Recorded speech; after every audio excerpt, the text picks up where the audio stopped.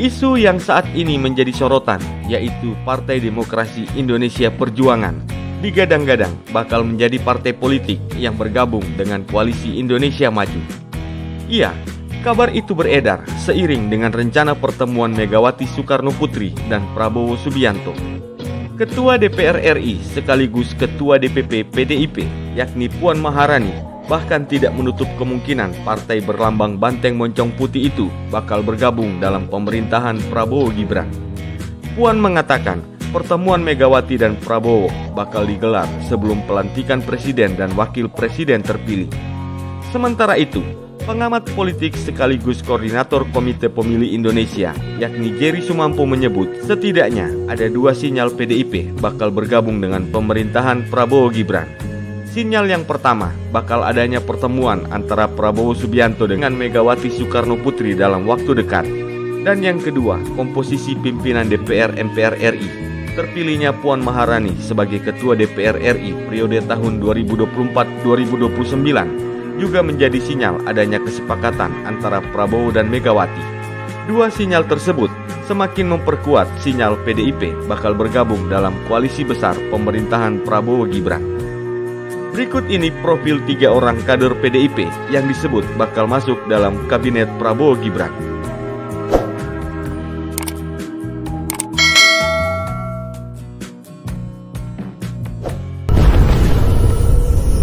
Yang pertama, Jenderal Polisi Budi Gunawan yang saat ini menjabat sebagai Kepala Badan Intelijen Negara atau Kepala BIN, diprediksi akan memegang jabatan yang sama pada kabinet Prabowo Gibran.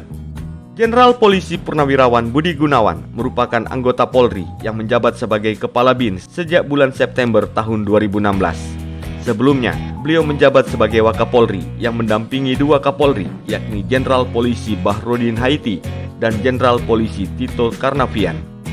Budi Gunawan merupakan lulusan Akademi Kepolisian tahun 1983 dan menjadi salah satu lulusan terbaik.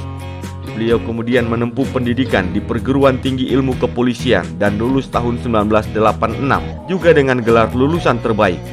Karirnya di dunia kepolisian diawali ketika dia lulus dari Akpol tahun 1983 dan ditempatkan di PT IKA Jakarta. Setelahnya, Budi Gunawan beberapa kali dipindah tugaskan ke sejumlah wilayah dengan jabatan yang berbeda, mulai dari Polda Lampung, Palembang, hingga Bogor. Di tahun 1999, Budi Gunawan yang sudah berpangkat komisaris besar dipercaya sebagai ajudan Megawati Soekarno Putri yang saat itu menjabat sebagai wakil presiden.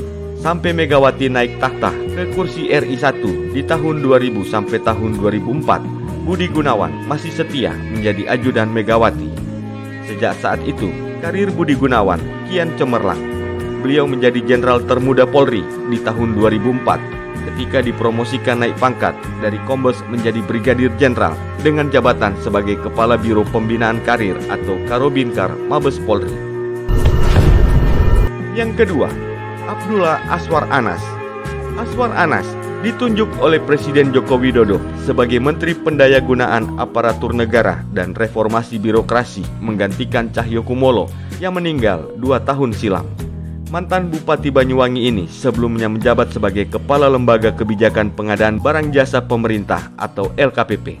Abdullah Azwar Anas diprediksi bakal menduduki posisi yang sama pada kabinet Prabowo Gibran, yaitu sebagai Menteri Pendayagunaan Aparatur Negara dan Reformasi Birokrasi. Nama Azwar Anas melambung ke tingkat nasional ketika menjabat sebagai Bupati Banyuwangi 2 periode, yakni di tahun 2010 sampai tahun 2015 dan di tahun 2016 sampai tahun 2021. Beliau berhasil membawa nama Banyuwangi populer di tingkat nasional maupun internasional berkat kerja keras dan inovasinya memajukan kabupaten tersebut. Semenjak muda, Azwar Anas aktif di organisasi Nahdlatul Ulama atau NU. Beliau pernah menjadi Ketua Ikatan Pemuda NU dan Ketua Garda Bangsa. Beliau kemudian aktif di Partai Kebangkitan Bangsa dan terpilih sebagai anggota DPR RI pada periode tahun 2004-2009 dari Dapil Jatim 3 yang meliputi daerah Banyuwangi, Bondowoso, dan Situbondo. Usai tugas dari Senayan, beliau kembali ke Banyuwangi dan terpilih menjadi Bupati Banyuwangi selama 2 periode. Pada periode keduanya, Aswar merapat ke PDIP dan sempat dicalonkan sebagai wakil gubernur pada pemilihan gubernur Jawa Timur tahun 2018. Namun dalam perjalanannya, beliau mengundurkan diri dengan alasan ingin fokus memajukan Banyuwangi.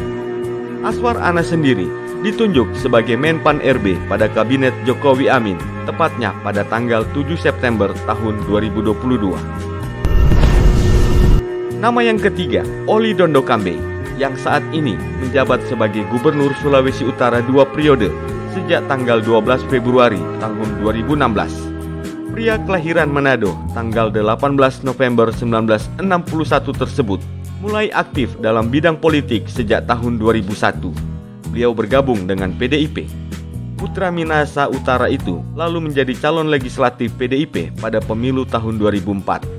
Sinar karir politiknya makin terang ketika ia lolos ke Senayan sebagai anggota DPR RI periode tahun 2004-2009. Awalnya, Oli Dondo Kambe dipercaya menjadi anggota Komisi 11. Setahun kemudian, beliau dipercaya menjabat sebagai Wakil Ketua Komisi 11. Pemilu 5 tahun kemudian, di tahun 2009, Oli Dondo Kambe kembali lolos ke Senayan sekaligus menempatkan dirinya di peringkat 7 yang mendapatkan suara terbanyak dari 560 anggota DPR RI terpilih. Saat menjadi anggota DPR RI periode tahun 2009 sampai tahun 2014, Oli Dondo Kambe menduduki kursi Wakil Ketua Badan Anggaran atau Wakil Banggar DPR RI. Di tahun 2009, Oli Dondo Kambe mendapatkan kepercayaan Partai PDIP sebagai bendahara fraksi PDIP di Senayan. Kemudian di tanggal 27 Agustus tahun 2013, beliau didapuk untuk menjadi Komisi 11 DPR RI menggantikan Emir Muiz yang terkandung kasus korupsi. Selanjutnya untuk pemilu di tahun 2014, Oli Dondo Kambe ikut lagi sebagai calon legislatif. Beliau terpilih dan duduk lagi di DPR pada periode tahun 2014-2019. Saat itu, beliau meraih suara sebanyak 237.620 suara. Setelah duduk di DPR RI, Megawati Soekarno Putri mengamanatkan jabatan Ketua Fraksi PDIP ke pundak Oli Dondo Kambe di tahun 2015. Setelah 3 periode menjabat di DPR RI, Oli Dondo Kambe mundur dari anggota legislatif karena konsentrasi untuk ikut pada kontestasi Pilgub Sulawesi Utara. Beliau memilih maju bersama pasangannya Stephen Kando sebagai calon gubernur dan wakil gubernur Sulawesi Utara pada Pilkada tahun 2016. Pasangan ini diusung oleh PDIP dan berhasil terpilih sebagai pemenang dengan perolehan suara 647.252 suara atau sebesar 51,41%. Itulah dia profil singkat dari kader PDIP yang disebut sebagai calon kuat menteri pada kabinet Prabowo Gibran. Sampai jumpa di tayangan kami selanjutnya.